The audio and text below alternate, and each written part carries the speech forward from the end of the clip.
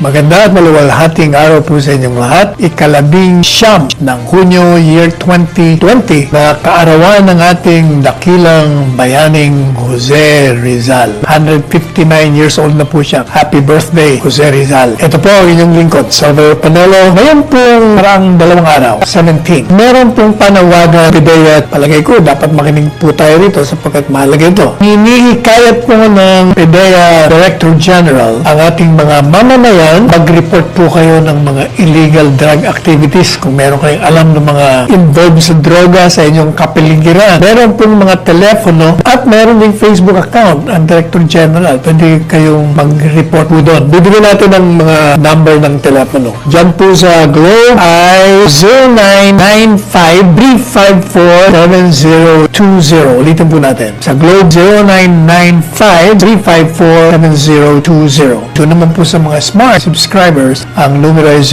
09-102-78212. Ulitin po natin, 0931-0212. Pwede po kayo magpadala ng mga private messages nyo dun po sa anti-drug information via Facebook. Wilkin Villanueva. Yung pong mga matatanggap nilang informasyon na galing sa inyo, you can rest assured na ito'y confidential. Kailangan po talagang tulungan natin ng pamahalaan sa pamamagitan ng pagbabalita at pagre-report ninyo ng mga pag nakapansin kayo dyan na maraming addict o kaya mga kilos nila ay kakasuspetsya na nagta-traffic sila sa drug. Kumbong nyo kagad. Magandang balita naman po sa SSS. Yung pong Social Security System natin ay binuksan na yung programa Calamity Loan upang ito po ay makatulong sa mga miyembrong apektado dahil sa pandemyang corona. Ito pong programang ito ay binuksan 15 araw ng buwan na ito. At sinabi po ng Presidente, Executive Officer na si Aurora Ignacio, na mayroong aabot na